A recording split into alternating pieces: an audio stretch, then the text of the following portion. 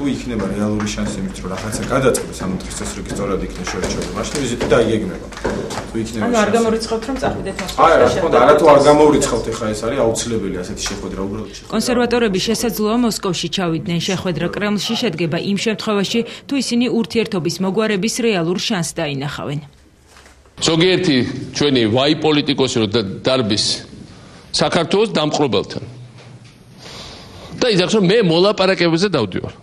რომელი ბისმარკი და ტალეირანები ეგენი არიან რომ მოლაპარაკებებზე დადიან და ვინ დაავალა მოლაპარაკება ვისი სახელით აირჩია ვინმე რამე თანამდებობა უკავია თუ რა.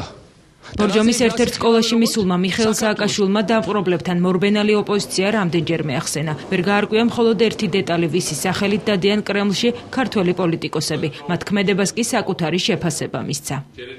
თუ რომელიმე პოლიტიკოსი არის ბოდიში და ჩმორი, საქართველო არასდროს არ დაჩმორდება.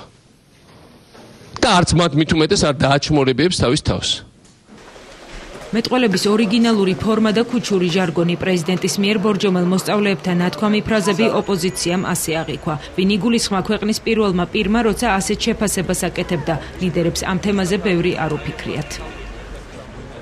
ვის გულისხმობდა პრეზიდენტი, რომელიც თავის დაცვას ასწრებდა სირბილით, როცა საომარი მოქმედებები იყო გორში და მიწაზე ფორთხიალობდა, კითხეთ თავად.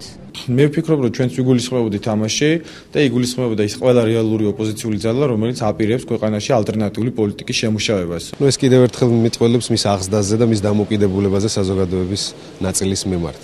ეს არ არის ბუნებრივია საპრეზიდენტო განცხადება. პრეზიდენტი უნდა იყოს ჯერ ერთ-ერთი ყველას პრეზიდენტი და უნდა ჰქონდეს გამაერთიანებელი ფუნქცია საზოგადოებაში და სამწუხაროდ ის ისევ ყოფს საზოგადოებას სხვადასხვა ტრულ და მისეულ ბანაკებად.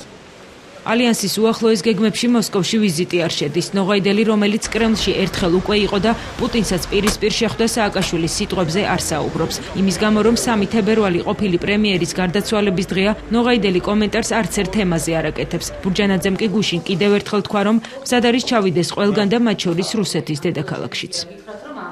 ნამდვილად გიდასტურებთ იმას, რომ ყველას დაველაპარაკები, მათ შორის რუსეთის ხელისუფლებასაც, რუსეთის ოპოზიციური ძალების წარმომადგენლებსაც, ექსპერტებსაც, ისევე როგორც ველაპარაკები ევროპელ, ამერიკელ ექსპერტებს და პოლიტიკოსებსაც, იმიტომ რომ მიმაჩნია, რომ ეს ჩემი ქვეყნის სასიცოცხლო ინტერესებისათვის არის ძალიან მნიშვნელოვანი.